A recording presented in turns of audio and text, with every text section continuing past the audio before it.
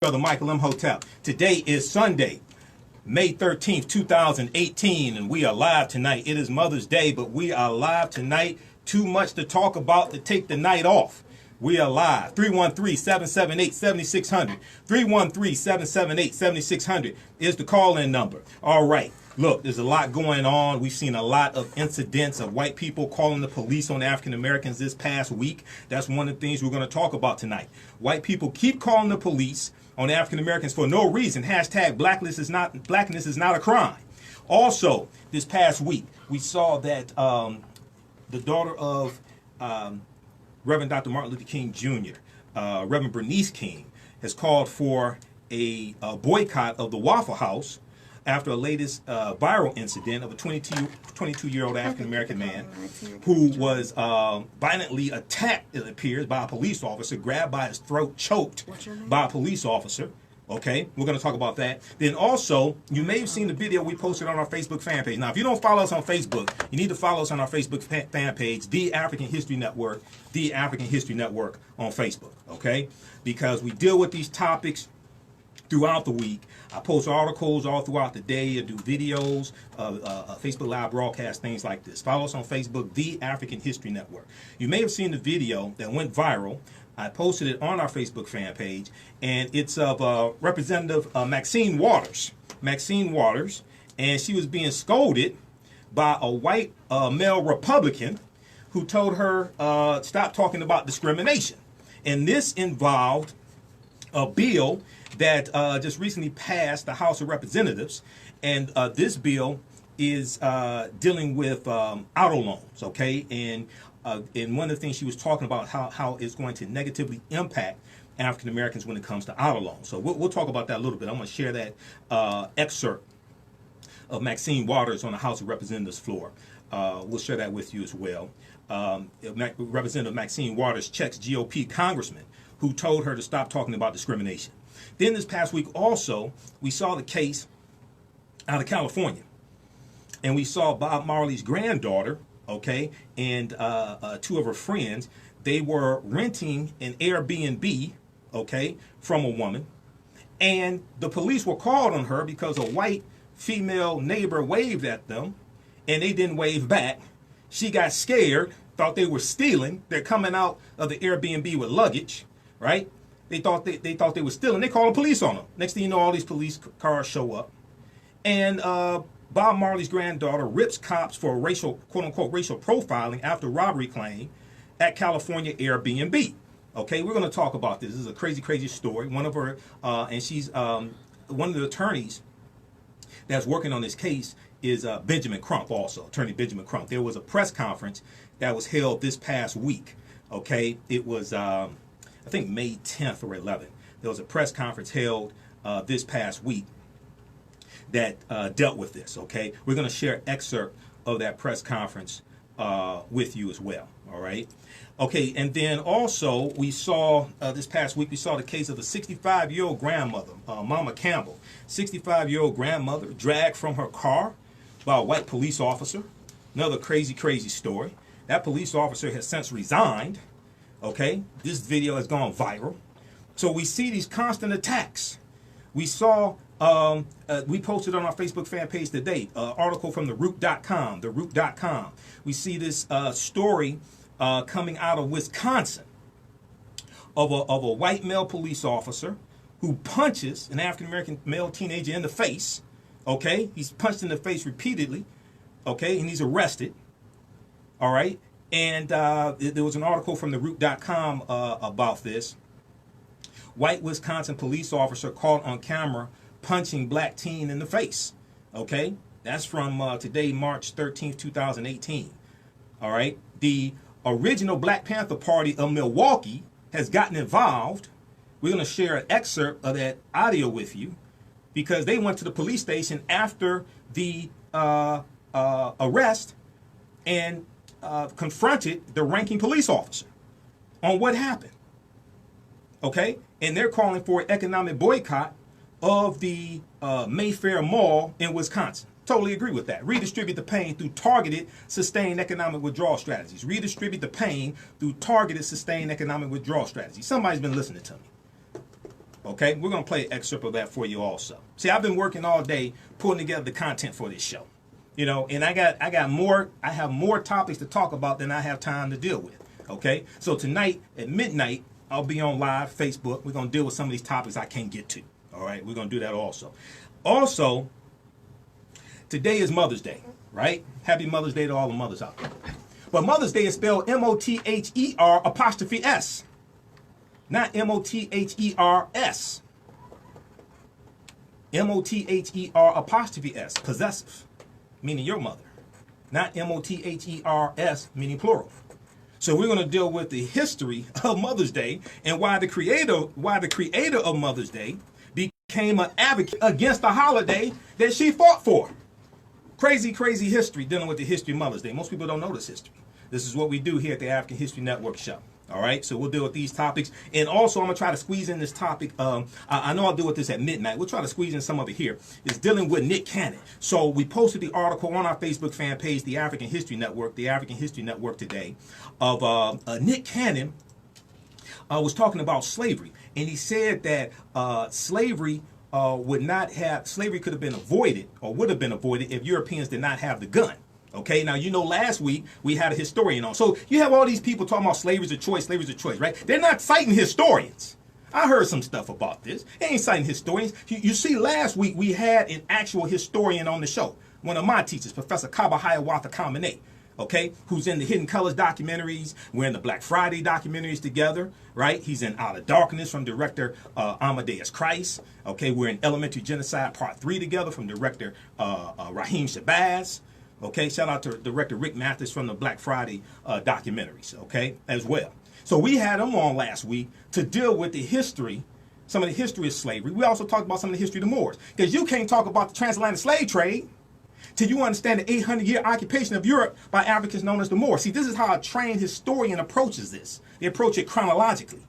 Some people try to approach it episodically. You can't approach the transatlantic slave trade episodically. You have to approach it chronologically. Those are two entirely different things. Right?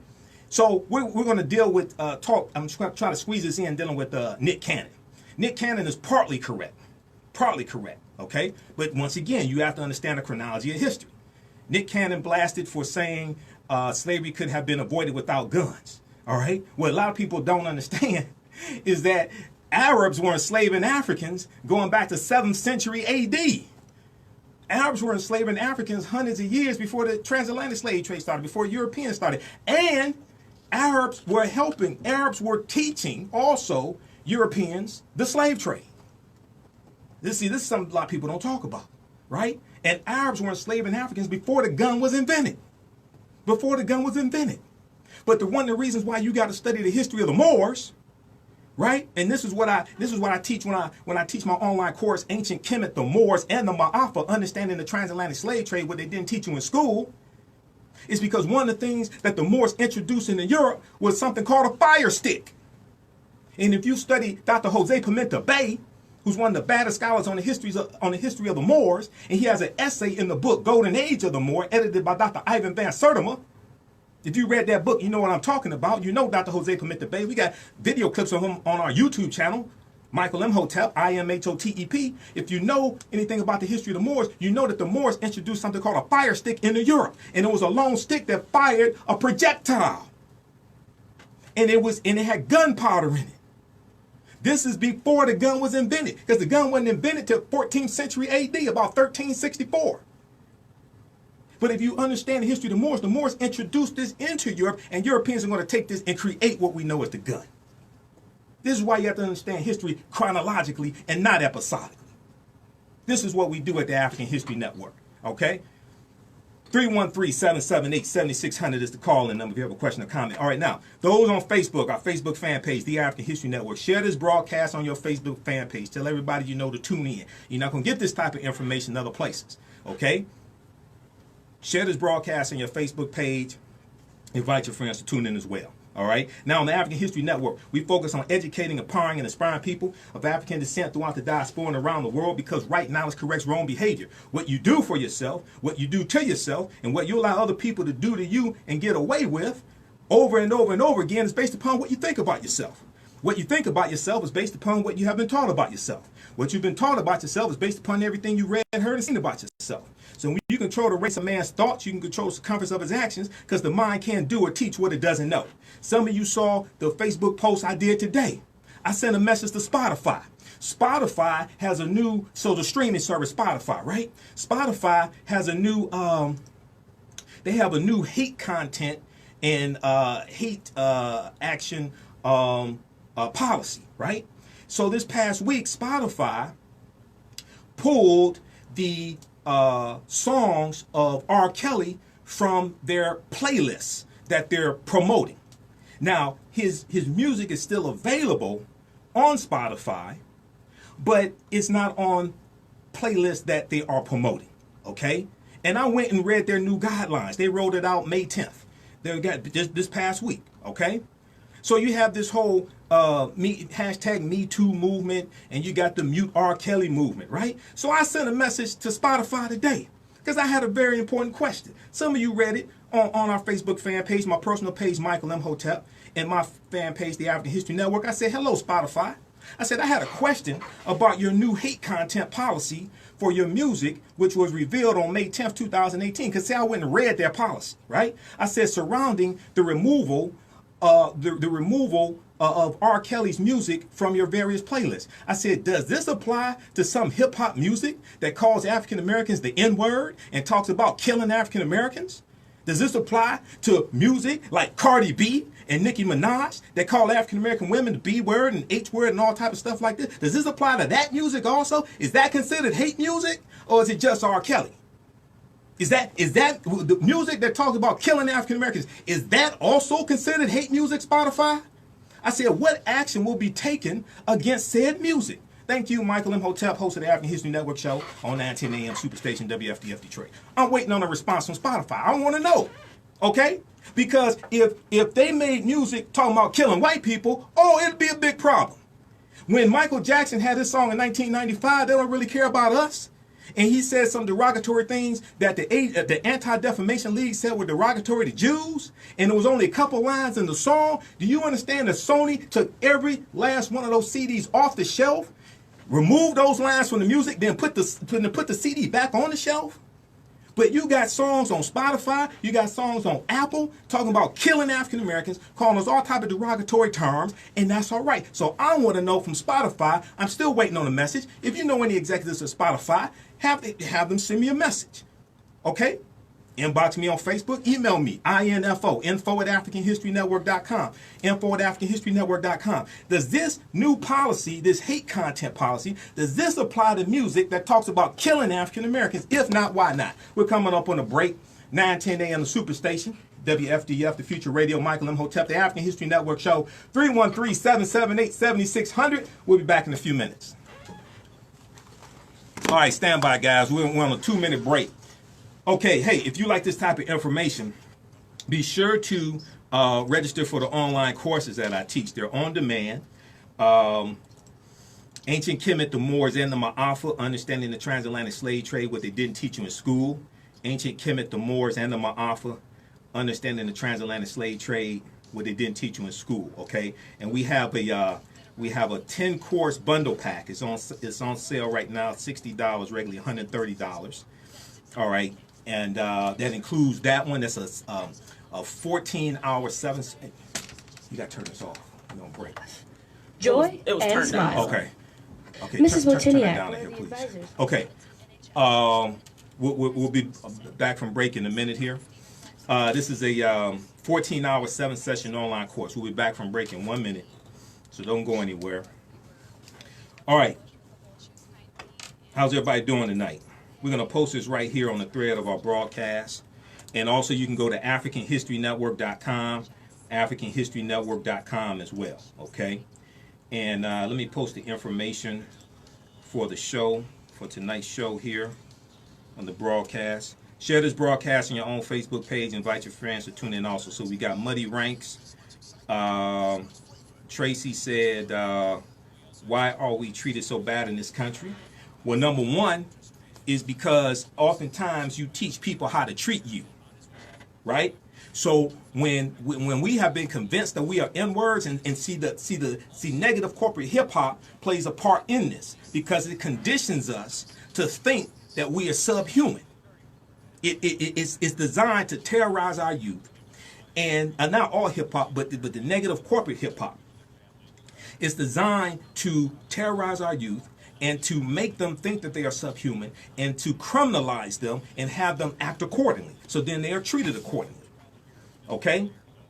It comes from people not understanding their history. Now, Maria said, is R. Kelly guilty of allegations? All right? Okay? It appears he is, but he hasn't been found guilty of allegations. Okay? So this brings into light another problem.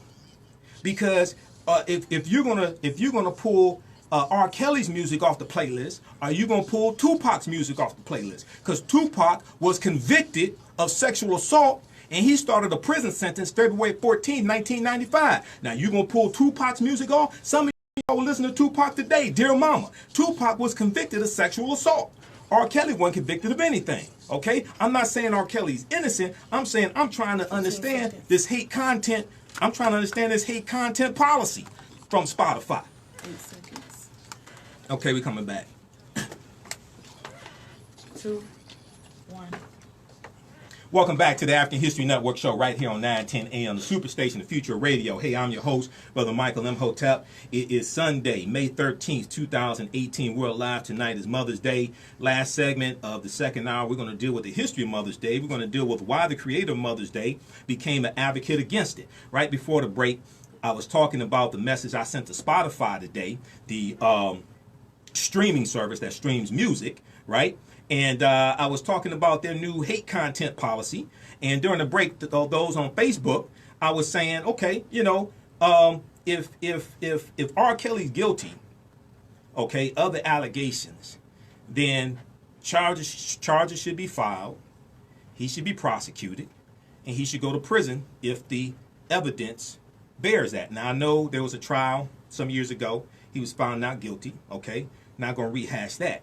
But see, my question is, if you pull R. Kelly's music off of the Spotify playlist, off of their sponsored playlist, are you then saying that people who have been convicted of sexual assault, the artists who have been convicted of sexual assault, are you going to pull their music also? I'm trying to understand this policy. So if that's the case, then you have to pull Tupac's music off of your sponsored playlist as well, because Tupac was convicted of sexual assault in 1995 and went to prison. He went to prison for 9 months. He started his prison sentence February 14th, 1995.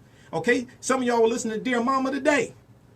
Okay, so does that apply to Tupac? Does that apply to Mystical? Mystical went to prison for sexual assault. Does that apply to Tupac? I mean, does it apply to Mystical as well? All right, does it just apply to people who went to prison for sexual assault, or does it apply to artists who went to prison, period? Okay?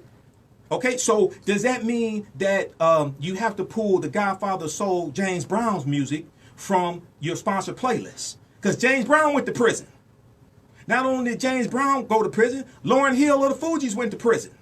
Not only did Lauryn Hill of the Fugees go to prison, but Lil' Kim went to prison. Okay? Not only did Lil' Kim go to prison, but Lil Wayne went to prison. Now, you going to pull all of them off your sponsored playlist, or is it just R. Kelly? I'm not saying he shouldn't be pulled. I'm saying I'm trying to figure out where the standard is. Because I read Spotify's hate content. I've read their new policy. I'm still confused. Where's the standard? That's what I want to know. Okay? All right, so that ain't even what I plan to talk about tonight. All right, look. So let's jump into this first story, right? White people keep calling the police on African Americans for no reason. Hashtag blackness is not a crime. Okay? Now, on the African History Network show, you know we focus on educating, empowering, and inspiring people of African descent throughout the diaspora and around the world, because right now it corrects wrong behavior. Okay? Visit our website, AfricanHistoryNetwork.com, AfricanHistoryNetwork.com. All of my information is there. You can register for my online courses. You can donate to the African History Network as well if you like this type of information also, okay? That helps us to keep doing what we're doing, do the research, etc. All right, pay the bills, etc. Okay, so Huffington Post Black Voices had this article from May 11th, 2018. May 11th, 2018. We need to talk about white people calling the cops on people of color. We need to talk about white people calling the cops on people of color. Too often, white people call the police on people of color when it is unwarranted, and such calls can end in undue violence, right? So we've seen all these cases just in the past couple of weeks. All right, we saw Starbucks about April 14th, I think it was, Starbucks in Philadelphia. We saw the case of Bob Marley's granddaughter. We saw this in California, okay? And we see not just that, but we also see these things captured on video, and we see these run-ins with the police even when it's somebody white who didn't call the police, okay? And I'm still trying to figure out what happened with the incident today, the article that was posted today from theroot.com. I'm still trying to figure out what happened there, okay? I'm going to go to this clip here in just a minute. This is from this morning, Reverend Al Sharpton, Politics Nation, okay? Living While Black. Okay, we're gonna go to this clip here. We'll go to this clip here in just a minute here. Okay, all right. So, the past few weeks have seen a spat of news stories about white Americans calling the police on people of color who appear to be simply going about their lives, whether waiting at a Starbucks, golfing, attending a university tour. Okay. Leaving an Airbnb, napping, or barbecuing. These incidents have sparked fierce debate about racism in the United States. In most of these cases, there was no apparent threat of harm, making it hard to avoid the conclusion that the people who called the police did so because of a conscious or unconscious belief that people of color simply don't belong, or that they inherently pose a danger or threat. Okay, now along with this, you have to look at the role the media plays, including local media, that continue to air stories of African Americans being perpetrators of crime. Okay, and you know, we talked about the studies here on this show before that disproportionately show how local news outlets disproportionately show stories of African Americans being the perpetrator of crimes which are out of sync with their arrest rates. If you read the article from March 2015 from thinkprogress.org, it's called How News Outlets Convince You That Most Criminals Are Black. How news outlets convince you that most criminals are black, okay? People should check that out from thinkprogress.org. And that deals with a study that was a nationwide study that documents what I'm talking about. Okay? All right. Let's continue here. And then we'll go to this clip from Politics Nation here in just a minute. Okay, so ironically, the real danger in such encounters often comes from white Americans calling 911 on their neighbors of color, effectively deploying the threat of violence, as police interactions with black people in particular are disproportionately likely to end in excessive force of death.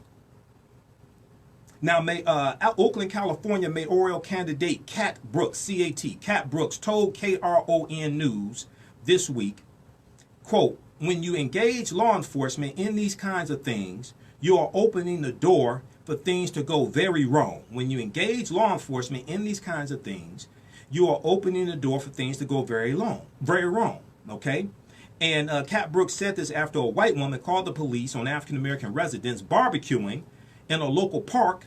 This is in the California area, in an area designated only for non-charcoal grilling. You saw the article I posted on our Facebook fan page, the African History Network, about this nonsense, right? And then what did they do? In response to that, they had a huge cookout. We posted the article, and you had hundreds of African Americans out there having a cookout in defiance, right? In defiance. That's the spirit of defiance. That's like the protest that the Brazilians were having called Pretoi Rosino, which means Black Stroll. And they were having these protests, Afro-Brazilians having these protests in white spaces. I talked about this when I talked about the Black Money movement that has been spurred in Brazil coming from the film Black Panther, which is being shown in Brazil. You heard me talk about this. Okay, so I want to go to this clip here from Politics Nation. This is from this morning, Sunday, May 13th, 2018. And Reverend Al Sharpton is talking about some of these cases that happened this past week. And turn up again. The nation has been confronted with several viral stories in which black people, whether enjoying their leisure, making a home, or furthering their educations, found their lives in jeopardy because their very presence was a trigger in a predominantly white environment. This week, everyone was talking about the controversy at Yale University, where a black graduate student was forced to prove her enrollment to local police after a white student took issue with her falling asleep in a dormitory lounge. I know I don't need to remind you about the arrest last month of 2 black men at a Philadelphia Starbucks store, or of a black woman exposed to the patrons at an Alabama Waffle House. Wait, there's more. A black former Obama staffer was questioned by police inside of an apartment building here in New York after a resident called the cops about loud noises and a presumed burglary. Of course, the noises in question were from him moving furniture into his own apartment. In Oakland, California, 2 black men barbecuing at a park were harassed by a white woman who complained that they were violating park rules and then called the police, allegedly adding some racial epithets to boot.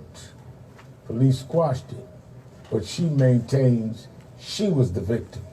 In the Los Angeles area, 3 black women, including a granddaughter of reggae icon Bob Marley, were checking out of their Airbnb when they were met with multiple police cars and a helicopter, according to their legal team. They had failed to wave at an unidentified neighbor, who then called the cops, concerned about a potential robbery. And in North Carolina, a black man got into a nonviolent argument with the staff at a, you guessed it, Waffle House restaurant after taking his little sister to a high school prom. Staff called the police, and once on the scene, you can see that the man was choked and slammed to the concrete by an officer, despite his hands being where else? Up. In all the years I've been doing this, I've heard countless conservatives swear that I and other activists foment division, that we are all Americans in the eyes of the law. Of course, the law as they know it is all too often not the law as we know it. And black people have never been able to wield the law as the frightened, triggered people in these stories have, as an infantilizing force to reinforce who belongs where and what they should look like. So the next time you flip out because a black person is doing anything, anywhere, ask yourself, is it worth hearing this from me?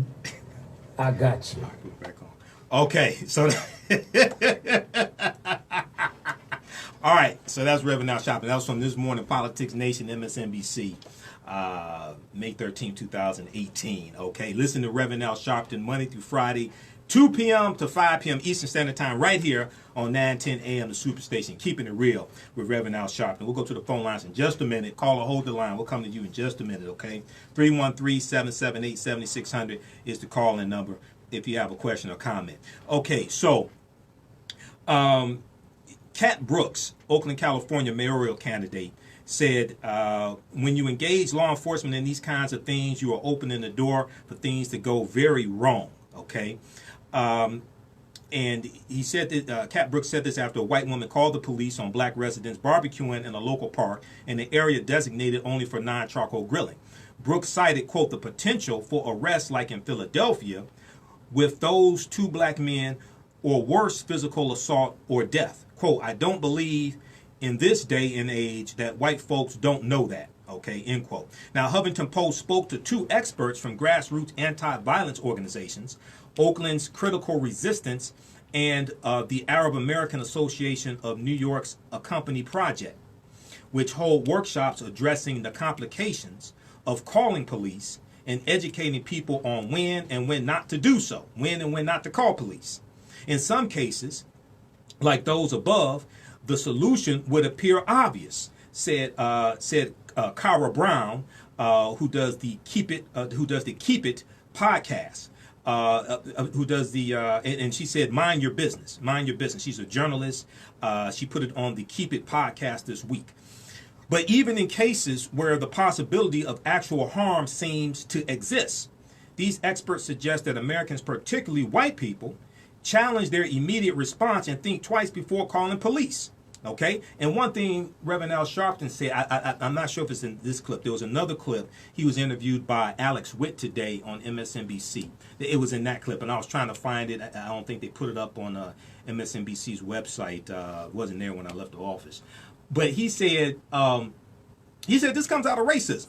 And he said, would white people, would you call the police if a white person was doing the same thing you would call an African American, call the police for an African American doing? If the answer is no, he's saying that's racism. Now, it's important for us to understand racism is a system of advantage and privilege distributed based upon race, which comes out of the ideology of white supremacy. Racism is a system of advantage and privilege distributed based upon race, which comes out of the ideology of white supremacy. And when we get to the story from dealing with the three sisters in California at the Airbnb, okay, it's crazy why the white woman called the police on them. That's a crazy story right there. All these are crazy stories, but that's a really crazy story. Okay. All right, let's go to the phone lines. Let's go to, I think this is Olaf. Hey, welcome to the African History Network show. Thanks for holding. Tell us where you're calling from. Yeah, thank you, brother. This is Olaf calling from Baltimore, Detroit. Okay. I'm not trying to change the subject too much, but still basically on the same topic. Okay. What are your thoughts on this Detroit Lions coach, Matt Patricia, and his the allegation of him 22 years ago being charged and arrested, indicted, and sent to trial for rape allegations? The only reason why I didn't go to trial is because the alleged victim was too much, emotionally agitated. She didn't want to go through a trial. It seems like a two-way street. This guy gets a pass. And the guy, he didn't even tell the Lions about his past. Don't you think that's something he should have told them? Well, here's the thing. If he was, it depends upon what their disclosure agreement is like. It depends upon what's required. Meaning that if they ask you a question like, "Have you ever been convicted of a crime?" That's different than that's a different situation. Okay. So if they ask you, "Have you ever been convicted of a crime?" then the answer, it sounds like in this case, would be no. Okay, so I don't know all the details in that. I've heard a little bit about that case. I don't know all the details, but it depends upon what was asked as well. Okay, if they ask a question like, "Have you ever had any run-ins with the law?" that's a different question than "Have you ever been convicted of a crime?" Right. But it just seems like common sense would be like, you go into an interview and you know that 20-some years ago, man, you was almost on trial for rape. You and another friend of yours. It seems like, especially as a head coach of an NFL franchise, it seems like something would tell you, man, you better, say a little something about this, because this could come out. Because if this girl decides to go over 60 minutes or outside the lines or whatever have you, this could be damning for the Detroit Lions. I mean, well. A guy like this, well, here's the thing: is this this is this is a white guy? So Me Too is kind of slow when it's a white male. See, Me Too. It wasn't slow on Bill Cosby, was it? Oh no. See, he's black, and this is what I'm trying to tell you. Me Too is kind of slow on white males. Okay. Yes, Now. Here's the thing, and I got to move on. Yes, Was this his first coaching job? Not head coaching job, but first coaching job in the NFL. No, he was assistant coach at New England Patriots. Okay, so I would want to know, did this come up with the New England Patriots? No, it didn't. No, New England Patriots came out with a press release saying they never knew about it. Okay. They never told them. They never knew anything about it. So you see, it depends upon what type of clause is in their contract. If it's a clause saying that we need to know about anything that any like run-ins with the law, things like that. See, it depends upon the questions asked. I wouldn't volunteer information like that. But it depends upon what was asked. If they ask, have you ever been convicted of a crime, that's different than have you ever had any run-ins with the law. Okay, but I gotta move on, man. Thanks for calling. Keep listening. Okay, so let's go back to this article here from Huffington Post, Black Voices. We need to talk about white people calling the cops on people of color. We need to talk about white people calling the cops on people of color. Okay. And then I want to go to this clip here of I want to jump into this story dealing with Bob Marley's granddaughter as well, because this is a crazy story here also. All right. Okay, so Huffington Post spoke to two experts from grassroots anti-violence organizations, Oakland's Critical Resistance and the Arab American Association of New York's Accompany Project, which hold workshops addressing the complications of calling police and educating people on when and when not to do so. All right. But even in cases where the possibility of actual harm seems to exist, these experts suggest that Americans, particularly white people, challenge their immediate response and think twice before calling the police. Quote, on the face of it, people need to not call the police when it's merely just the presence of people of color in a public place. That's just obvious, said Mohammed Sheikh, a spokesman for Critical Resistance, which provides trainings on alternatives to policing. Okay, but he went on to say, quote, but further, people need to think about, in situations that actually need to be addressed, what are police going to do? What are police going to do? Okay, and is there a way that someone else could do what would be beneficial in this situation? Okay, is there a way that someone else could do what would be beneficial in this situation?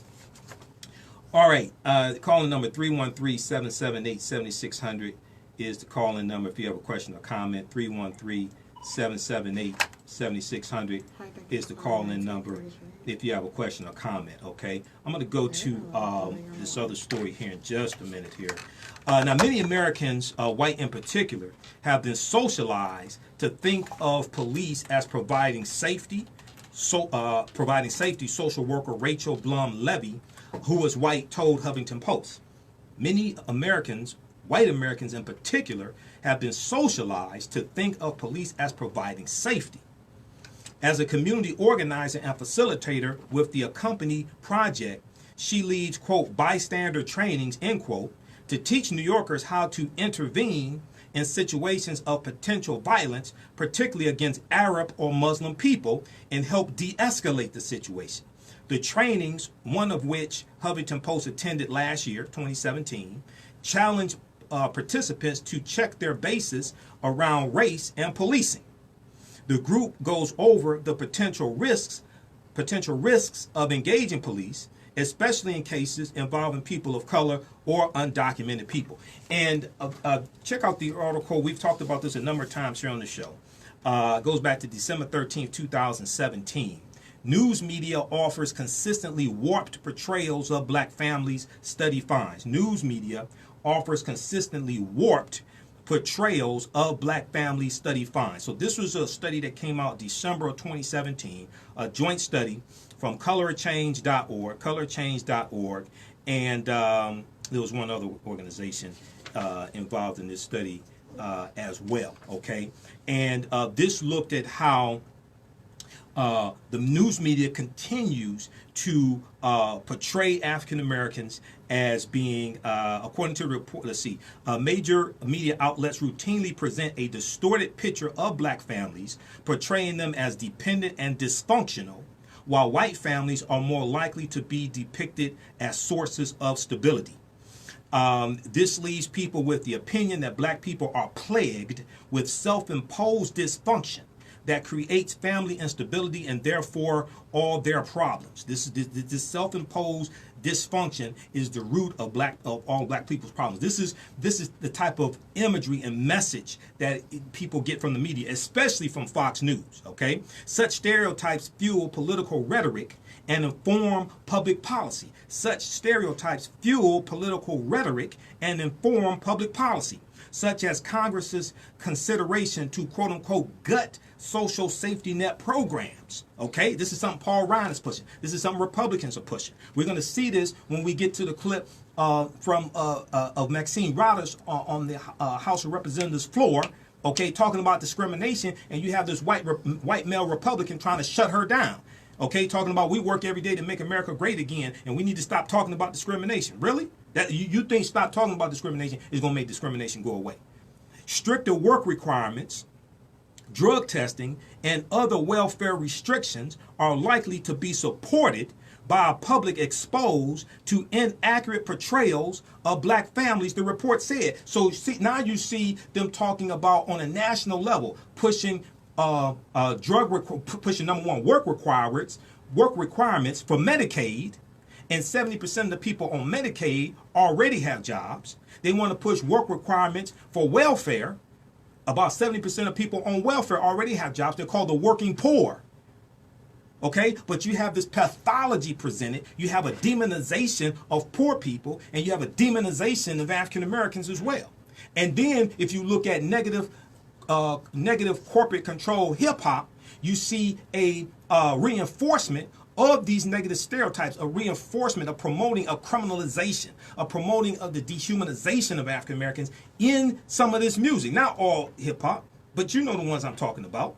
Okay, I want to see if Spotify is going to classify that as hate speech. Music that talk about killing black people, is that going to be classified as hate speech? Spotify, music that calls African Americans the N-word and B's and H's and all this stuff. Is Cardi B's music going to be classified as hate speech, or is that is that okay? Is Nicki Minaj's music going to be classified as hate speech? You know, Nicki Minaj had a song a few years ago. She had a video. I think it was called Only One or Only You or something like this. YourBlackWorld.net has an article about this. In the video, she had a symbol that was similar to a Nazi swastika. Okay? Now, I know the Nazi swastika comes from the Gramadan. The Gramadan is an ancient Kemetic symbol. I know all about that. I know Adolf Hitler studied ancient North African philosophy, and I know that Führer, which was his title in German, means Pharaoh. I understand all that history, but I ain't talking about that. I understand all that. Okay? And I know the Aryans were named after Bishop Arius of Hippo, and these Aryans were named after an African man. These white Aryans out here, these white supremacists call themselves Aryans. That was named after Bishop Arius of Hippo, who did not go to the First Council of Nicaea in 325 AD because he found out he was going to be assassinated. I understand that history, but we're not talking about that. So, what you have is, we're going to get to this clip here in just a minute. We're coming up on a break. I'm going to start this clip before the break. So, you have these images that are consistently repeated, and it calls people to form a consensus. It calls people to form a consensus. So when you have Donald Trump, a white supremacist like Donald Trump, who continues to attack Chicago, and instead of saying, okay, what type of resources do you need in Chicago? What type of funding do you need for education? What type of funding do you need for job programs? Things like this. His solution is to send more police to Chicago.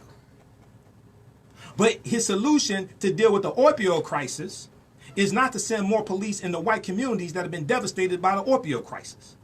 See, he takes a humane approach to that, the opioid crisis, but he takes a law enforcement, a law and order approach when it comes to African Americans. All right, so let's go to this clip here. So this is from May, I think this was May 11th, the press conference that was held. Denisha Prendergast is the granddaughter of Bob Marley. This was a press conference held with her and the other sisters and their attorneys regarding the incident in California. Let's go to this clip.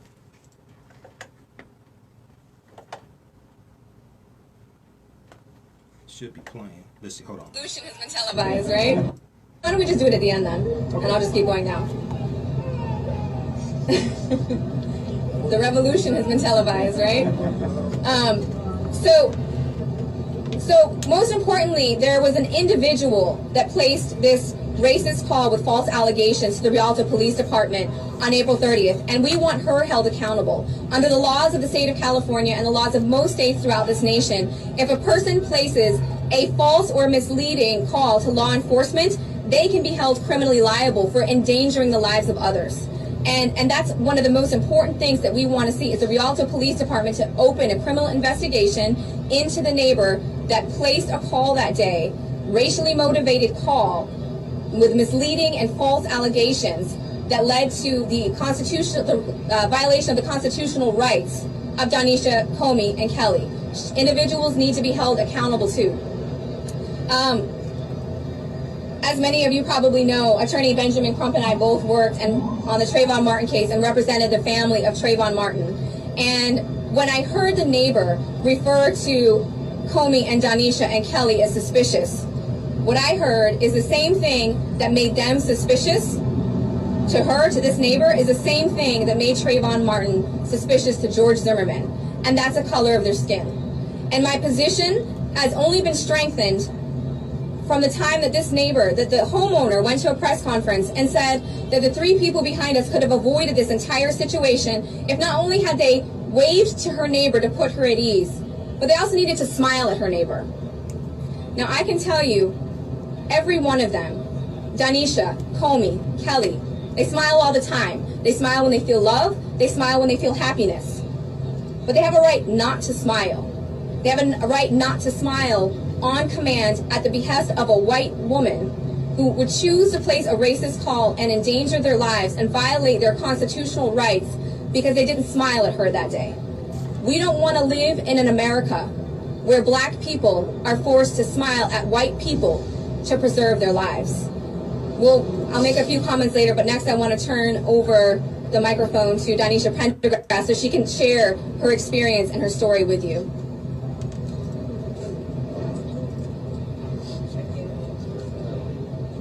All right.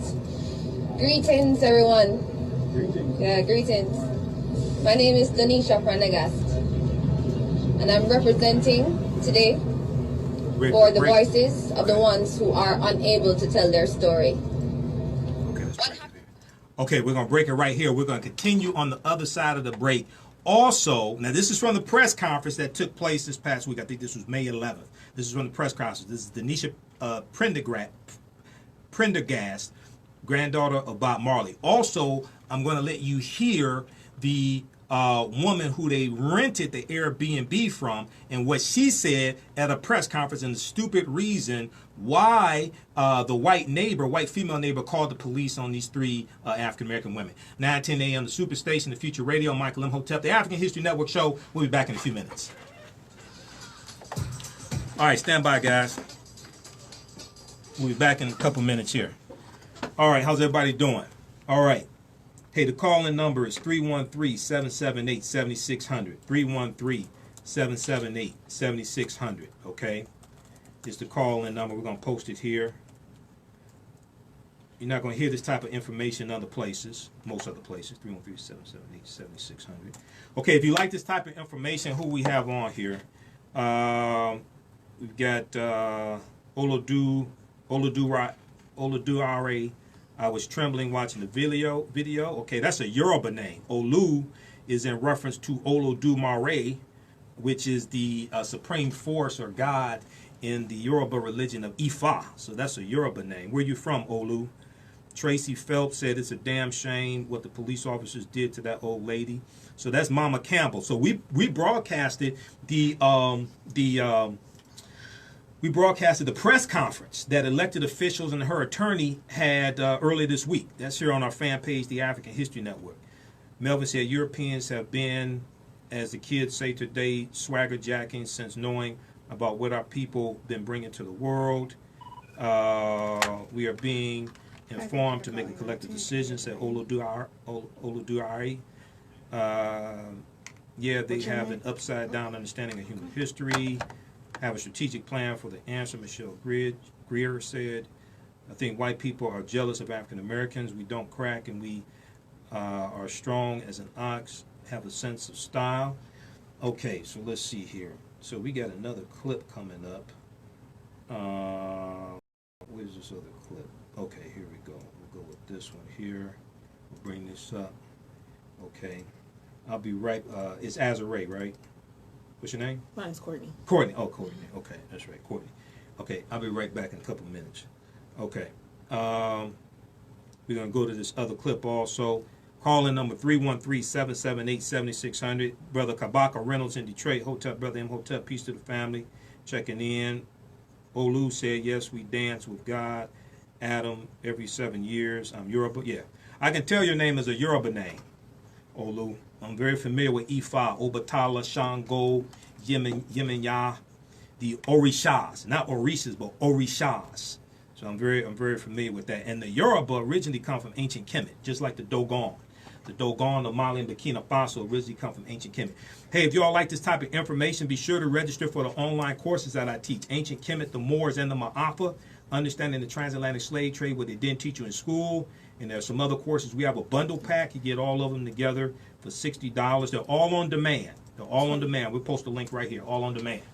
Okay, I'll be right back. Oh, you need some time? It's like 15 seconds. Oh, yeah. I need some Okay. time. Give me a couple minutes. Okay. I'll be right back.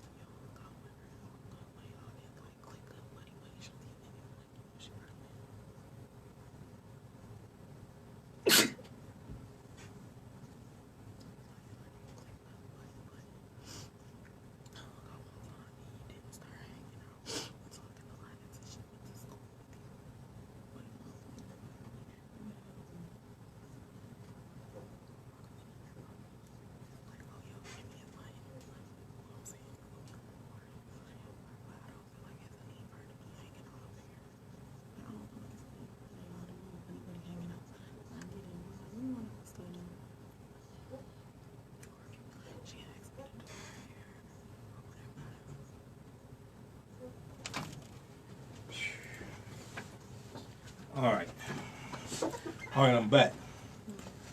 All right, share this broadcast on Facebook, okay?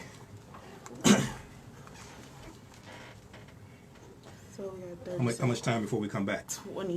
27. 27 seconds? Yes. Okay, we got Angela Flood Williams. Hey, also, we have the Black Panther bundle pack. The 8 DVD Black Panther bundle pack. 15 seconds. At our website, AfricanHistoryNetwork.com. AfricanHistoryNetwork.com. 10 seconds. Okay. I'll post the link here. 4, 3, 2. Welcome back to the African History Network show right here on 910 AM, the Superstation, the Future Radio. Hey, it is Sunday, May 13th, 2018. It's Mother's Day. All right. And in the last segment of the show, we're going to deal with the history of Mother's Day also, the history of Mother's Day. Okay. But right now, we're dealing with the topic of white people keep calling police on African Americans. White people keep calling police on African Americans for no reason. White people keep calling police on African Americans for no reason. Share this broadcast on your Facebook page. Invite your friends to tune in as well. We're broadcasting on our Facebook fan page, The African History Network, The African History Network. Okay. If you like this type of information, you want to support the African History Network, you can donate to the African History Network and the African History Network show. Visit our website, AfricanHistoryNetwork.com. AfricanHistoryNetwork.com.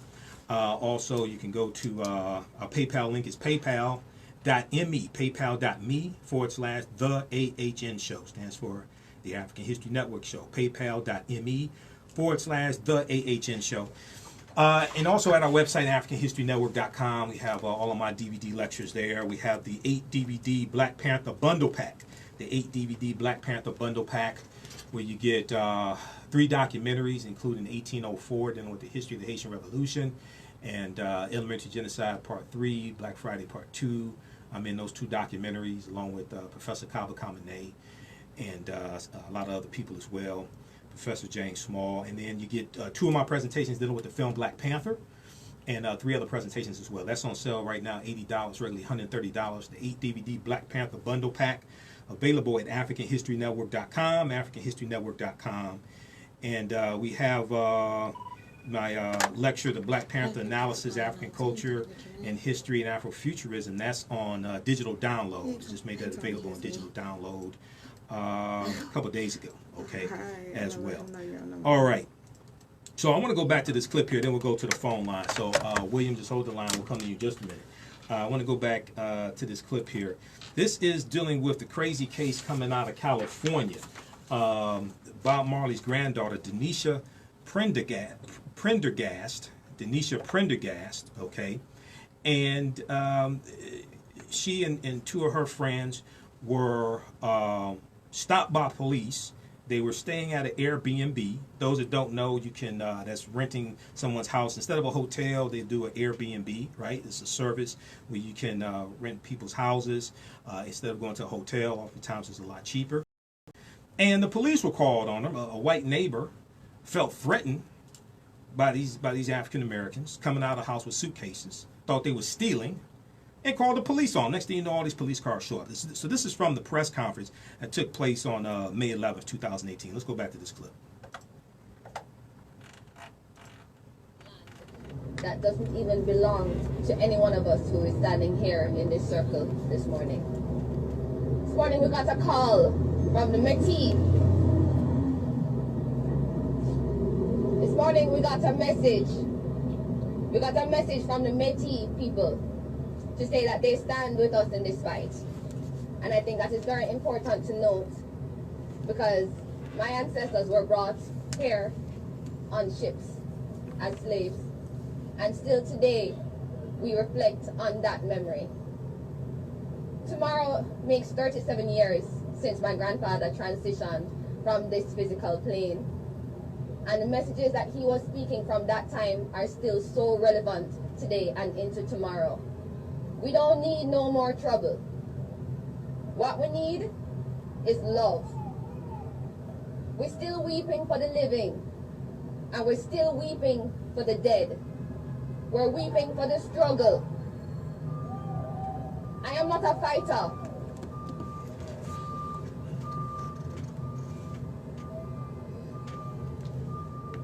This is Harlem, y'all. It's real life, right? Can y'all hear on Every Facebook? day. It's an honor to be standing here in the heart of where many of the movements that I revere was born. I was born in privilege. I grew up in privilege. And I think what those police officers from Rialto met a few days ago, white privilege met upon black privilege. And they didn't really know how to deal with it. And when I say black privilege, I'm not talking about the black privilege that you would think that the Marley name carries. I'm talking about the black privilege of knowing I come from a line of kings and queens beyond this time, which is what I want to remind the people of today. Representation is important. Representation is important. And I don't look like many people would want me to be. But the reality is, we are not as different as we think we are. And we have to continue to create safe spaces for everyone to understand that. Blood, black and white, we bleed the same color. What happened on that day, Monday the 30th of April, was wrong. Just because I am here living to tell this story doesn't make it any more right.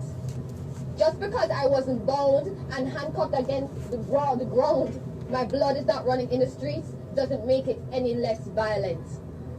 What happened to all of us is indignity. There was no respect and no honor. One Love is a song that the world loves to sing. But what I am challenging the world right now to do is make One Love into an action. Because One Love is action. The number one is not a singular number. It is collective. So let us see in these moments, we can find the grace and the space. Is that the same level to have you had these it hard at in here conversations. before the break? Because what happened is that I almost died. Yeah, okay. Because somebody was afraid of me. But I'm not afraid of you. I just want to love. Denisha, before you go up, Denisha, can you tell us All right, let's pause it. that you did? Okay, we're gonna pause it right there. Now you can watch this full press conference, because this press conference is about 40 minutes or 37 minutes, so about 40 minutes on time to get through the whole press conference. This is at going-natural.com. Going-natural.com. Denisha Prendergast, Bob Marley's granddaughter, at the press conference about being racially profiled outside of their California Airbnb. Okay, so you can Google that also. Google that and it'll come up as well. You can watch the entire press conference. Okay, now the I want to this clip here is about 1 minute and 30 seconds or so. Then we'll go to the phone lines. We'll go to William. Then we go to Tony. So guys, hold the line. All right. So this is from theroot.com. Theroot.com. White woman calls police on Bob Marley granddaughter after she didn't smile. Now the filmmaker wants justice, okay? So this is from yesterday, May 12, 2018. May 12, 2018. They put together, this is about a 1 minute, 30-second montage, okay, of excerpts from the press conference. And then at the end, you're going to hear Marie Rodriguez. Marie Rodriguez is the woman who owned the home that they rented. Okay, she's the Airbnb renter. Okay, she owns the home, and she's going to explain why the white female neighbor called the police on these sisters. Let's go to this clip. Just because I wasn't bound and handcuffed against the ground, my blood is not running in the streets, doesn't make it any less violent. What happened to all of us is indignity. What's going on? What do you guys know? Three black people come out of the house. Yeah. With only arms. 3 black people in this neighborhood. This is all your stuff, right? Yes. Y'all came so quickly. When the officer pointed and told us to put our hands up, I said no. I said no because I was not about to allow you to see me as a criminal at our first meeting.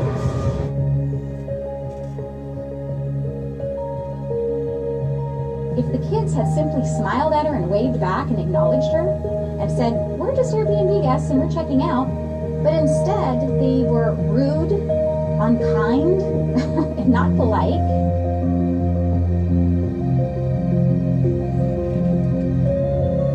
Okay, put me back on. Okay, so that is from theroot.com. They put this together. So the last voice you heard, that was Marie Rodriguez. See, now this is why so many African Americans are pissed off, right? Because the scared white people call the police on African Americans for something stupid. So y'all thought I was making this up when I said, oh, the police were called, and when the attorney said the police were called because they didn't smile and wave at a white neighbor who waved at them. No, that's why the police was called. That's why the police were called. And here is the owner of the home admitting it. Here's the owner of the home, Marie Rodriguez, admitting it. Check out this clip from theroot.com, ROOT.com, theroot.com. White woman calls police on Bob Marley's granddaughter after she didn't smile. Now the filmmaker wants justice. Now, I've only used Airbnb once, and I wasn't the one paying for it. I was going out of town working at another radio station. Well, I wasn't getting paid, but that sounds familiar too. But anyway, I was on another radio station. I was doing national radio. We were going to the Congressional Black Caucus weekend, right, in Washington, D.C. So the station owner got an Airbnb for everybody, and it was one bedroom. Long story. Okay, that's the only time I use Airbnb. I stay at hotels. I'm not doing an Airbnb. Okay, what happens if that house that you're staying at is under surveillance by the police because they were selling drugs in that house and you don't know it? What happens when somebody comes and knocks at that house looking for somebody that owes them money, or somebody's baby daddy or baby mama, whatever, comes to that house? See, that's why I don't mess with Airbnbs, right? I stay at hotels. I don't mess with Airbnbs. You can do it if you want to, okay? I don't do that. All right, let's go to the phone lines. Let's go to William, line 1. Hey, William, thanks for holding. Welcome to the African History Network show. Tell us where you're calling from, William. I'd like to comment on the Moors. I was exposed to them at 19, but I want to move forward. I want your thinking on this broad concept. I know it's not specific to the police. Yes, sir. But I look upon the police in this country as the militia, whose responsibility is to keep those in check at the base of the pyramid so they do not threaten the plutocrats' wealth. What do you think? Give me an example. For instance, you take a pyramid, the base of the people down in the lower socioeconomic level, at the socioeconomic level. We know that the police is to protect, quote-unquote, folks, provide safety.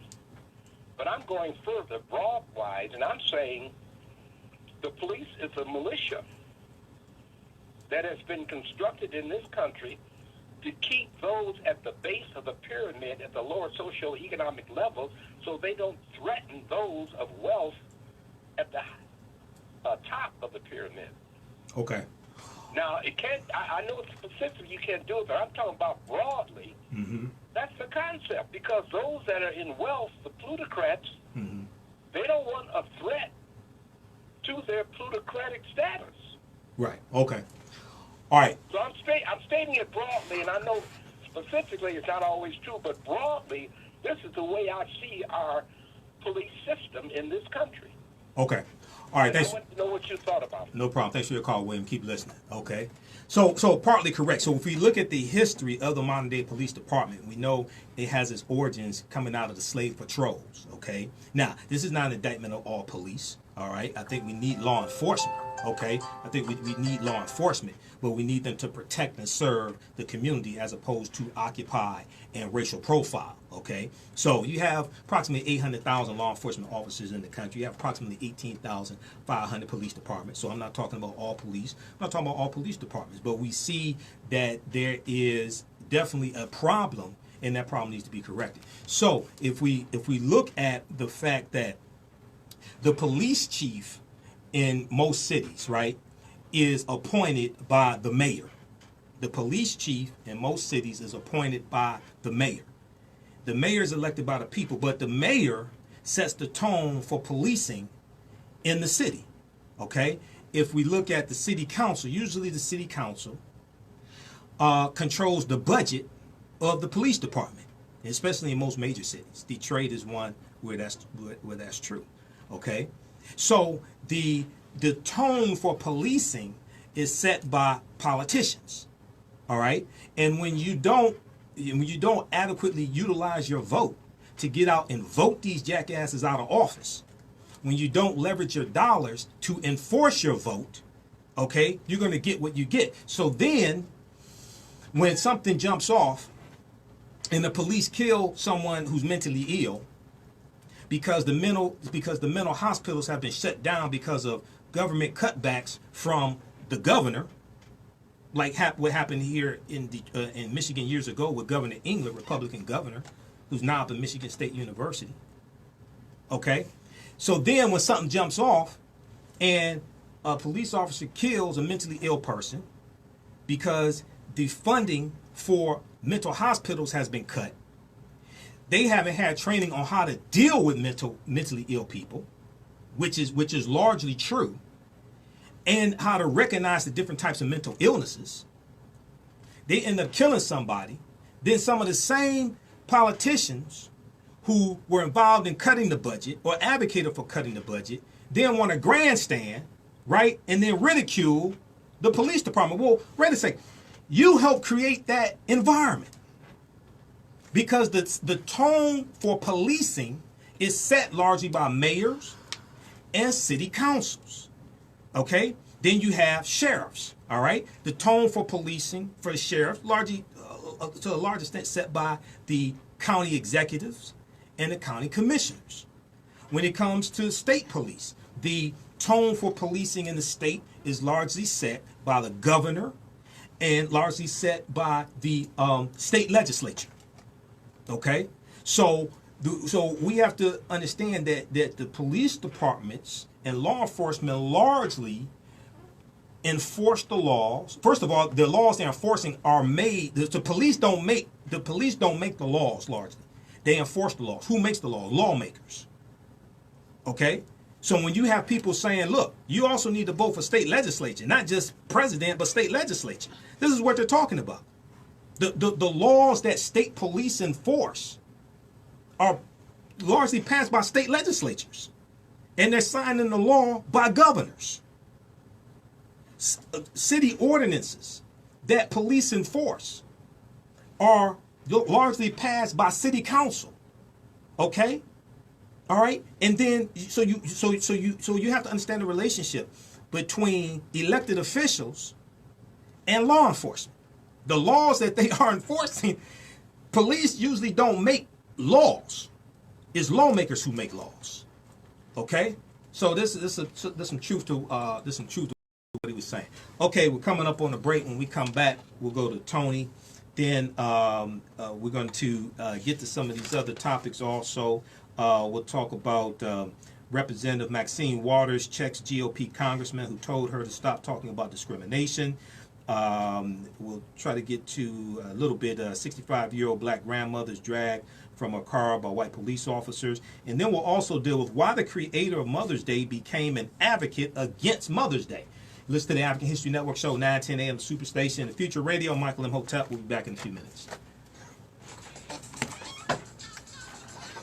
All right, stand by. All right.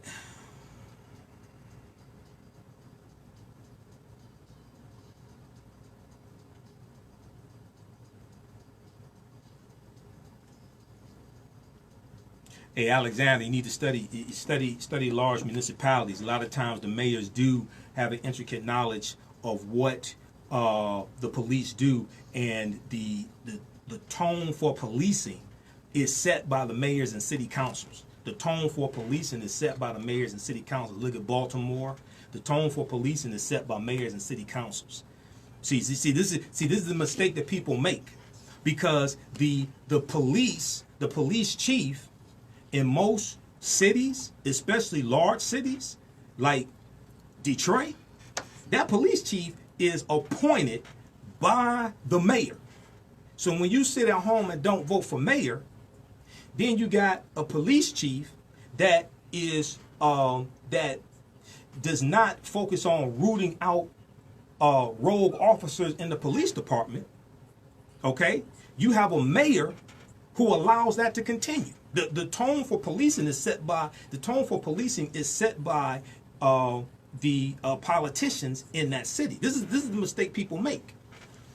Police chiefs don't elect themselves. Police chiefs are nominated by the mayor usually.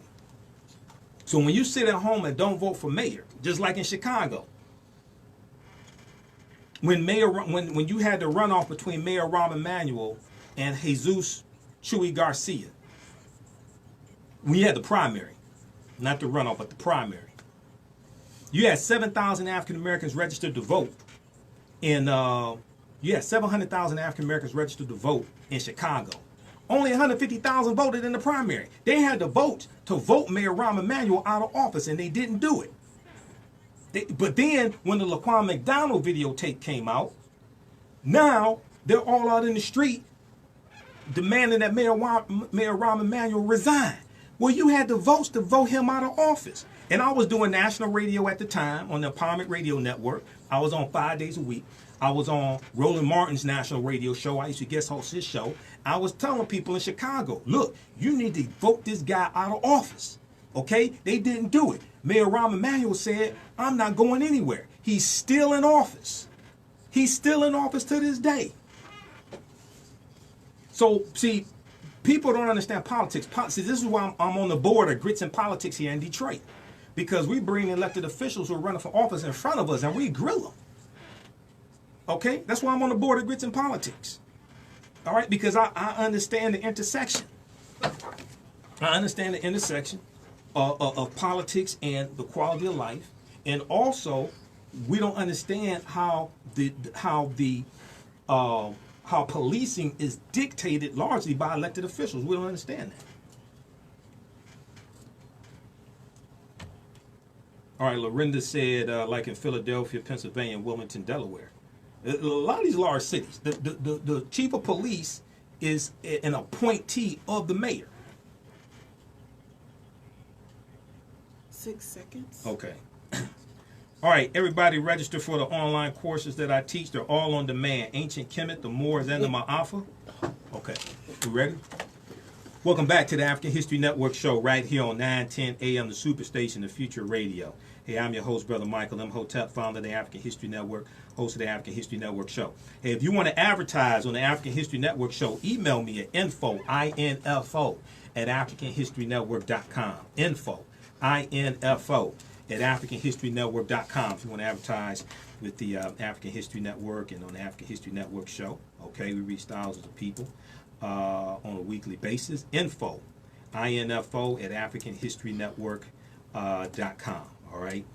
Also, visit our website, AfricanHistoryNetwork.com, AfricanHistoryNetwork.com. You can read all of my articles there. You can listen to audio podcasts of our radio shows. So last week's show, I had Professor Kabahaya Watha Kamene on, one of my teachers, and we dealt with Kanye West's comments about slavery. We dealt with the transatlantic slave trade. We dealt with some of the history of the Moors, things like that. That's all on audio podcasts at AfricanHistoryNetwork.com. It's also on our iTunes channel, the African History Network show on iTunes. The African History Network show on iTunes, okay?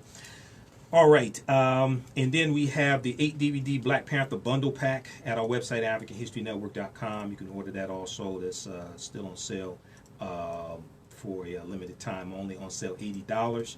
And you can donate to the African History Network, paypal.me, paypal.me/the AHN show, paypal.me/the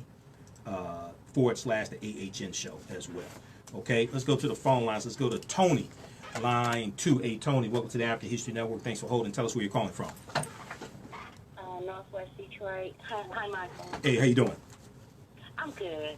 You know, these so-called microaggressions escalated into you're going to call the police for someone sleeping in a dorm common area. Right. You're going to call the police because someone didn't smile at you and wave? Absolutely. That's crazy. I mean, Absolutely. That is blatant, and that is racist.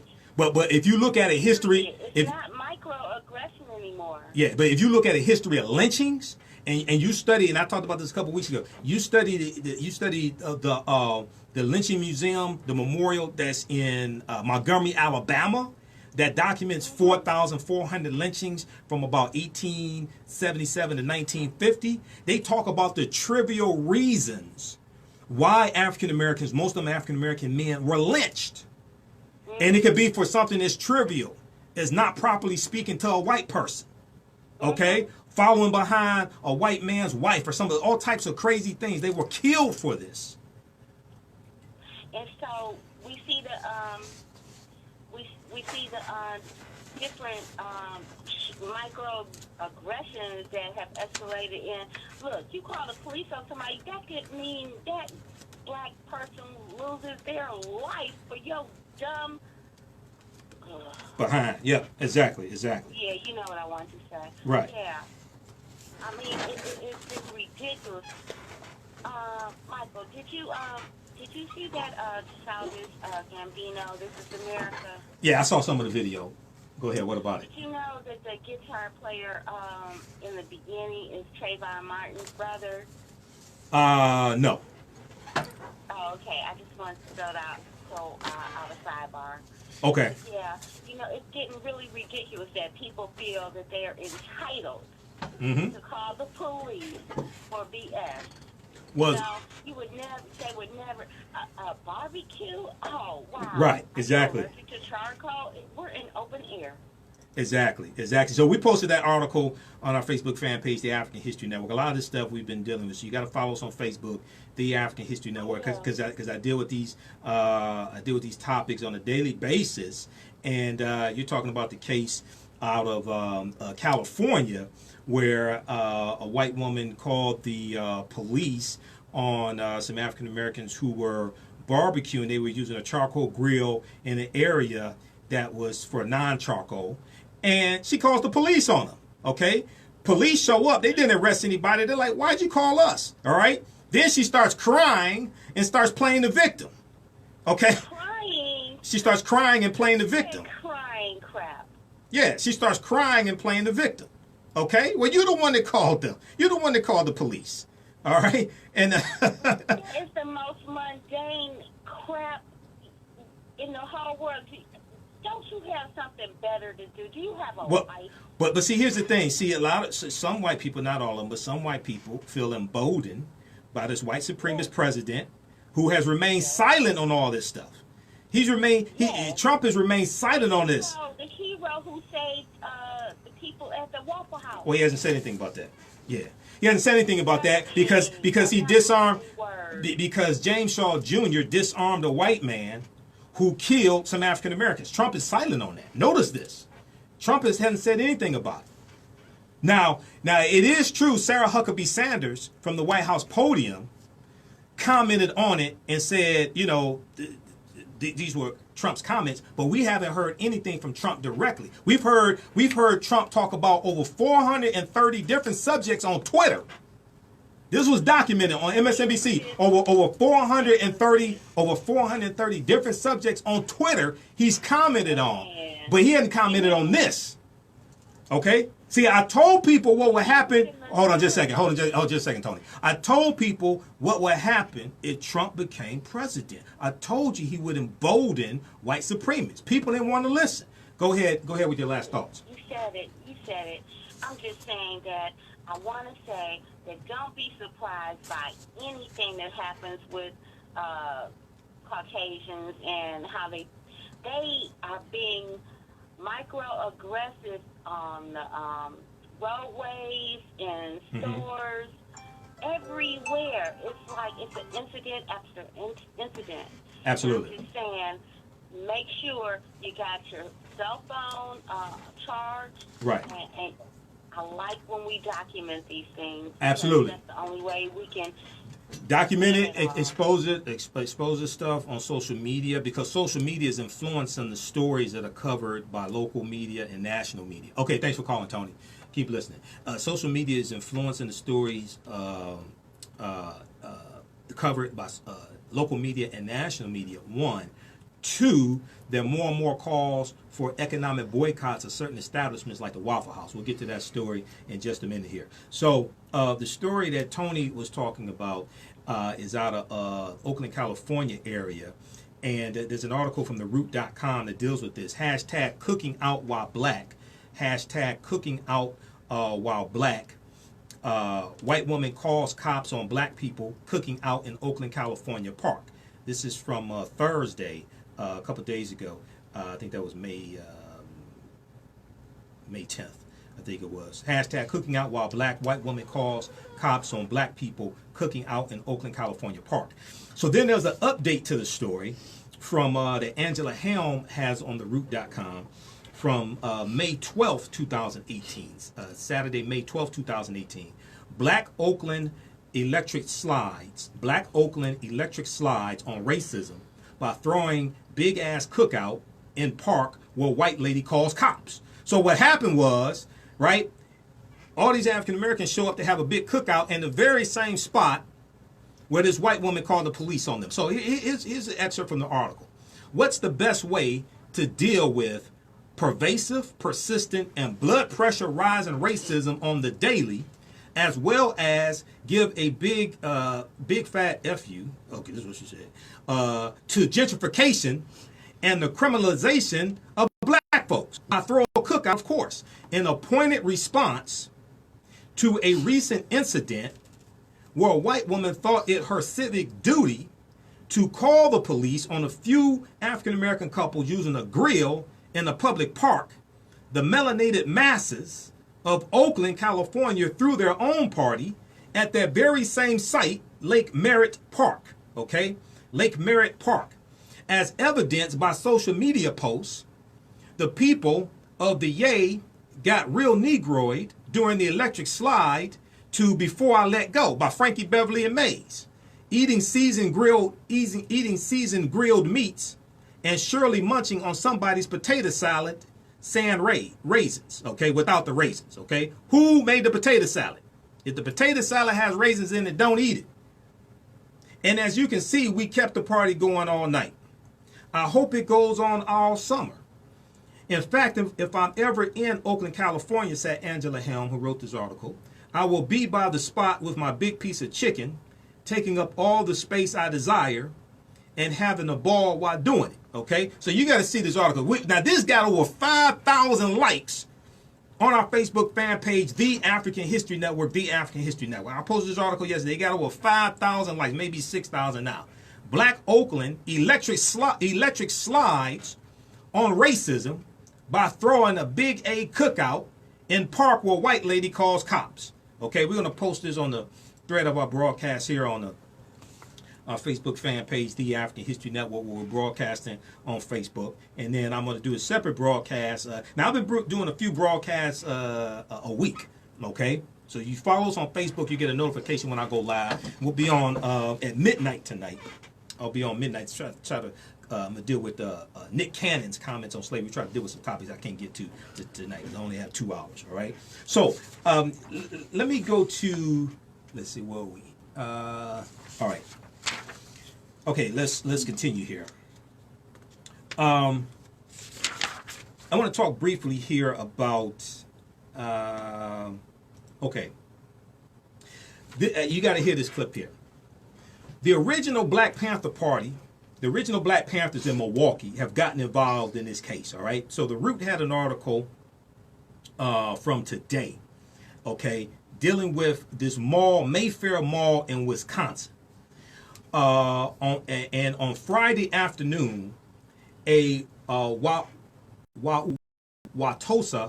W-A-U-W-A-T-O-S-A, I'm not exactly sure how to pronounce it, Wauwatosa, Wisconsin police officer was caught on camera punching a young African-American man in the face in the parking lot of Mayfair Mall. And it's caught on video. A bystander was standing by and caught it on cell phone video. And then they're arresting this guy, and the security guard from the mall is there as well. But this officer punches this African-American teenager in the face more than once. The police officer arrived on the scene after a report of disorderly teens, and though the video shot by Tyrone Jackson only shows 45 seconds of the police's interaction with the teens, it clearly shows an officer throwing several punches to the young man's face while he was being held by a mall security guard. So he's on so first of all, he's standing up, gets punched in the face. Then he's on the ground and gets punched in the face as well. In an interview with WAFF, I think that's the local TV station there, Tyrone Jackson said he knew what the cops were doing was wrong. He said, quote, "If it was just a tussling, trying to get him down, okay, that would be something different. But the punch to the face twice to a minor, because I think the teenager is 17, I think. He's a minor, apparently. It was something serious to me," Tyrone Jackson said. Now, Tyrone also said he noticed the mall security was following the teens, and eventually a police officer showed up.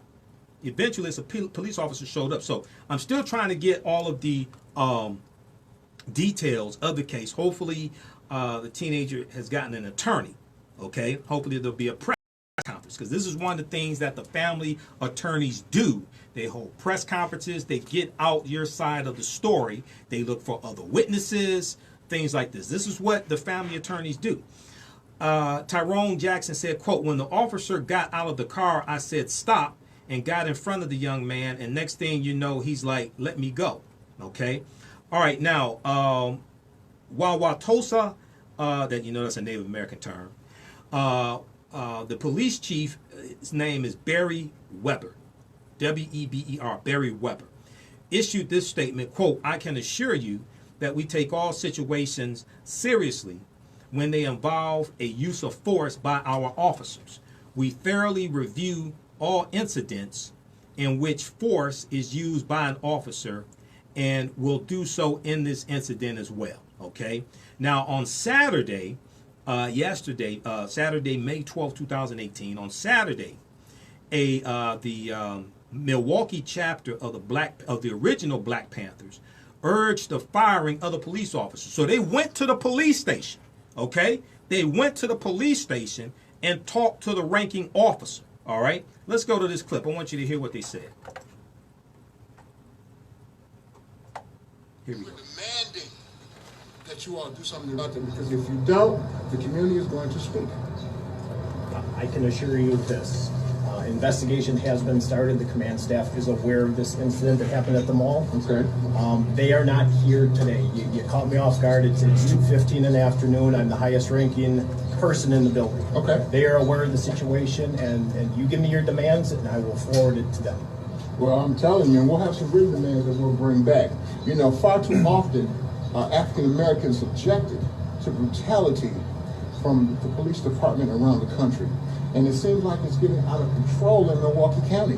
Not only do we have an innocent man shot in Brown Deer, we had another young innocent man beat up at the Mayfair Mall. Now we're also asking that people stop shopping at Mayfair. Our dollars speak. We as African Americans spend over $1.2 trillion a year on goods and services. And we need to be treated with respect. And we are demanding DA John Chisholm charge this police officer with assault, battery, whatever it is, for hitting one of our young men. And not only that, we're demanding that the Wauwatosa Police Department do some diversity training with their officers. Because there's been lots of instances where we've gotten calls where people are just harassed by your police department. Even if we were coming up here today, we saw about how many police cars? 8, 10 blocking off certain areas just for the Panthers. This is intolerable, unacceptable, and we demand something be done about it. I will pass your request on to the captains and the chief. Okay, when will the chief be here? Because I'd love to talk to him. Chief will be here on Monday. I'd love to talk to the chief. The African American community wants to talk to the chief. We want some justice in this. We're not going to sit idly by and allow this to continue. This young man was 17 years old. 17. And he was brutally punched in his face by one of your police officers. And then while he was on the ground, he was punched again with the assistance of the renter cops at Mayfair Mall. Intolerable, unacceptable. Okay. All right. So that was one of the members, looks like one of the leaders, Regional Black Panthers of Milwaukee. Okay. Check out this article here from theroot.com once again. White Wisconsin police officer caught on camera. White Wisconsin police officer caught on camera punching black teen in the face. Okay. That's from Sunday, May 13th, 2018. All right. So then we have this article here from Atlanta Journal Constitution, AJC.com, Atlanta Journal Constitution, AJC.com, May 10th, 2018.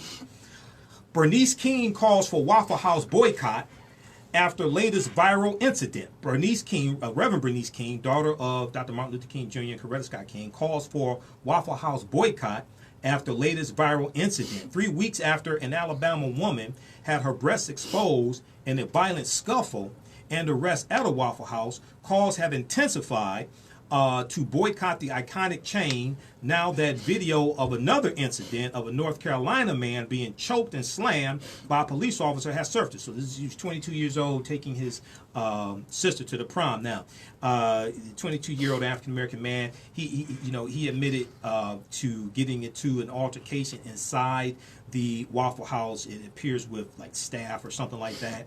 But he says that was not justification for the way he was treated by the police, and I agree.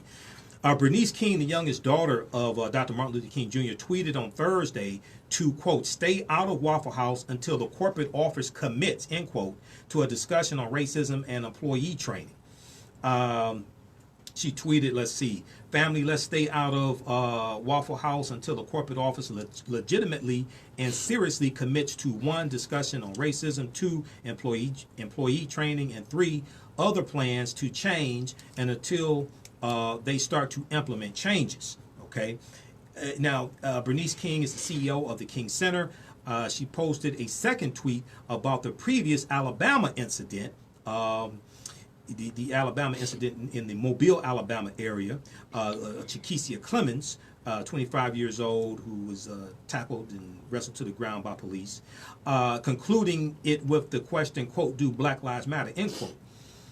Now, Gerald Griggs is an Atlanta attorney and activist who has been leading a series of restaurant demonstrations since May 4th, said, quote, this is an epidemic of the culture around Waffle House. This is an epidemic of the culture around Waffle House, okay? And on May 10th, Reverend Bernice King tweeted, a Waffle House employee called the police on Chiquissia Clemens after she asked for the number for the corporate office. Ms. Clemens was violated by police. Her breasts were exposed. It barely garnered national attention. Wait, no, it garnered national attention. I don't know what the hell she's talking about there. No, it garnered national attention. It was on MSNBC. It went viral. It garnered national attention. It was on CNN. So I'm not sure what she's talking about there. Okay, check out this article from Atlanta Journal-Constitution, AJC.com. Bernice King calls for Waffle House boycott after latest viral incident. We'll post this here right on the our fan page, The African History Network, The African History Network, okay? And then also NBCnews.com has an article here dealing with the 65-year-old grandmother who Mama Campbell, who was dragged from her car by a white police officer. And this is a 2-minute clip. I think we had time for this. Let's go to this clip here. This is from NBC News. Let's go to this clip.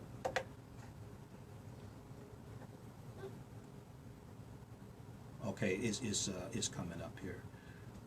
Okay, we'll go to this clip in just a minute here. Sorry. Georgia officer resigns after dragging 65-year-old black woman from car. Dash cam footage showed police officers pulling a 65-year-old grandmother out of her car after arresting her during a traffic stop outside of Atlanta. So this clip is from Friday, May 11th. This video went viral as well. You saw us post about it on our fan page, The African History Network. Also, everybody was outraged. The press conference that was held this past week was infuriating also. Okay, let's go to this clip. The 65-year-old grandmother wailing in this dash cam video had just been pulled over by police in Alpharetta, Georgia. It took 6 officers to take Rose Campbell into custody. I'm so hurt. The incident starts calmly, with the first officer telling Campbell that he's stopping her because she swerved onto another lane. She refuses to sign the ticket. The encounter escalates. The third officer using strong language. As backup arrives, she's pulled out of the vehicle. Then they restrain her. That third officer, James Legg, was suspended. Apparently lost his cool and his temper and acted inappropriately both with his words and with his actions. Today, Legg resigned. In a letter he writes, I feel I acted appropriately in the way that I was trained. But, he adds, maybe I should not have used profanity. There's an old saying that says, treat others like you want to be treated. That's the bottom line. Tonight, Campbell's pleaded guilty to disorderly conduct. as the department promises an internal investigation. Dave Gutierrez, NBC News, Atlanta. Okay, so that's from NBC News. Check out this clip. Georgia officer resigns after dragging 65-year-old black woman from car. Okay, NBCnews.com. Hopefully he doesn't get hired by another police department. Hopefully he doesn't just go to another police department and get hired. Okay, all right. So look, we got to switch gears. Okay, we got 1 minute. Let's go to John quickly. Hey, John, welcome to the African History Network show. Thanks for holding. We got 1 minute. I got to get to this other topic about the history of Mother's Day. Go ahead. I just want to thank you and thank you for putting that knowledge and information and educating people about what's going on. I was wondering when they were going to call for a boycott. Man, we tired of them racist cops. We tired of them, man. Absolutely. Our touchdown was going to them. I want to know when is it really going to be the boycott come on and so forth. I'll be listening. Okay. Thank you very much. Okay, brother. Thanks for calling, John. All right. So, we know everybody listening, be sure to visit our website, AfricanHistoryNetwork.com. AfricanHistoryNetwork.com. Once again, listen to the audio podcast. We have video clips there, my DVD lectures, also articles that I write. Okay, so we know that today is Mother's Day, right? It's Sunday, May 13th, 2018.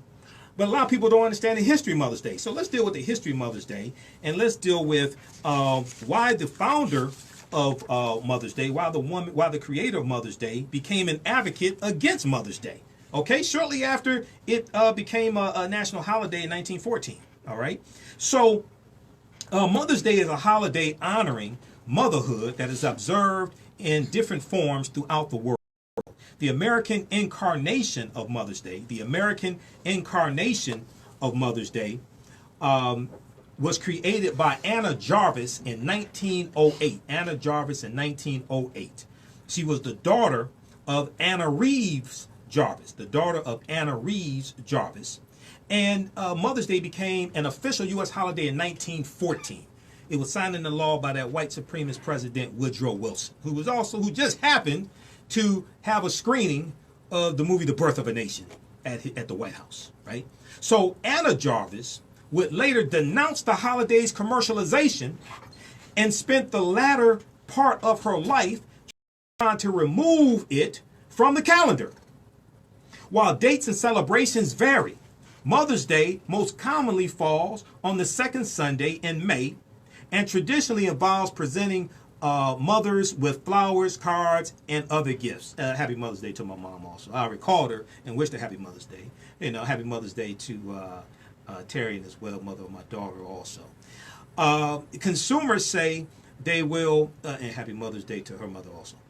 Consumers say they will spend more than ever on Mother's Day in 2017 as they shower mothers with everything from jewelry to special outings at favorite restaurants, according to the National Retail Federation's annual survey conducted by Proper Insights and Analytics. So last year in 2017, it was estimated that Americans would spend $23.6 billion on Mother's Day, with 85% of consumers surveyed celebrating Mother's Day. And for this year, 2018, a total of 86% of Americans is estimated will celebrate Mother's Day and spend an average of $180 per person. This year's spending is a little bit down, estimated at $23.1 billion compared to $23.6 billion in 2017. If you go to NRF.com, National Retail Federation, NRF.com, search for Mother's Day 2018, you can read this report, okay, on Mother's Day, the projected spending on Mother's Day. Okay, so if we look at the origins of Mother's Day in America, History.com has a really good article on this entitled Mother's Day. Now, the origins of Mother's Day as celebrated in the United States date back to the 19th century, the 1800s, in the years before the Civil War. Civil War is 1861 to 1865, okay? So Anne Reeves Jarvis, who was the mother, and she lived in West Virginia, helped start Mother's Day work clubs to teach local women how to properly care for their children. Now, the clubs later became a unifying force in a region of the country still divided over the Civil War. In 1868, so this is 3 years after the Civil War ends, 1868 is also the same year that the 14th Amendment is passed, okay, and which gives African American citizenship. In 1868, Jarvis, Ann Reeves Jarvis organized Mother's Friendship Day, at which mothers gathered with former Union and Confederate soldiers to promote reconciliation, because there was still bad blood between northern states and southern states over the Civil War. The South was devastated. They said, you got rid of all our slaves, now who's going to do the work in the fields, because we don't want to do it, right? This is why the sharecropping system was implemented, okay, and the convict leasing system. Now, we also see a woman named Julia Ward Howe, H-O-W-E, who was an abolitionist and suffragette. So she fought for women to have the right to vote, most likely white women. Now, another precursor to Mother's Day came from Julia Ward Howe. In 1870, Julia Ward Howe wrote the Mother's Day Proclamation, which was a call to action that asked mothers to unite in promoting world peace. In 1873, Julia Ward Howe campaigned for a Mother's Peace Day, to celebrate, to be celebrated every June 2nd.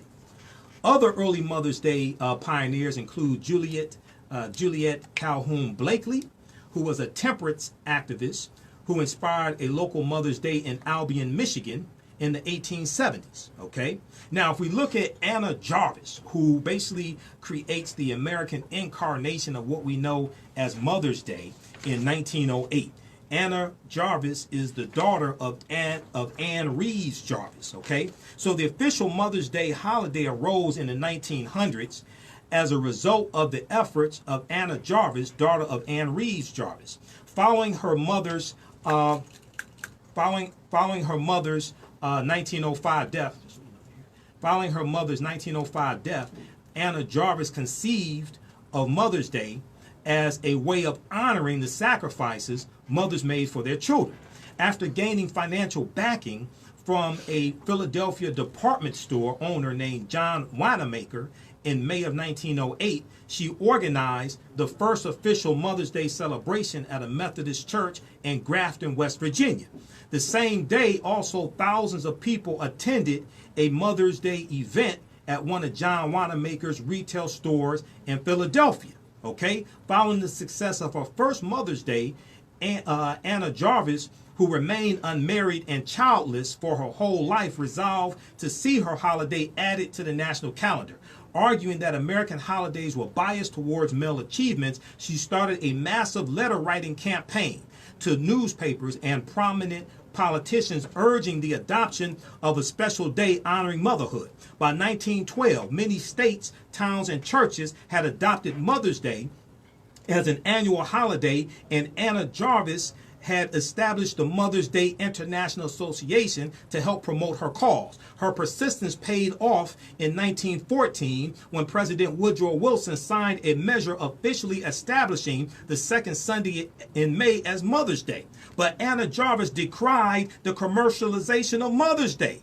Anna Jarvis, the creator of the modern day Mother's Day, had originally conceived of Mother's Day as a day of personal celebration between mothers and families. Her version of the day involved wearing a white carnation as a badge and visiting one's mother or attending church services. But once Mother's Day became a national holiday, it was not long before florists, card companies, and other merchants capitalized on this popularity, and Anna Jarvis spent the rest of her life trying to get Mother's Day removed from the calendar as a official and national holiday. Okay, check out this article from history.com, Mother's Day. I got to get out of here, make way for Pastor Mo. Visit our website, AfricanHistoryNetwork.com, AfricanHistoryNetwork.com. You can sign up for the online classes that I teach. They're all on demand. You can donate to the African History Network there as well. Hey, remember, at the African History Network, we focus on educating, empowering, and inspiring people of African descent throughout the diaspora and around the world, because right now it's correct wrong behavior. It's not over till we win. Wakanda forever. We'll talk to you next week. Peace.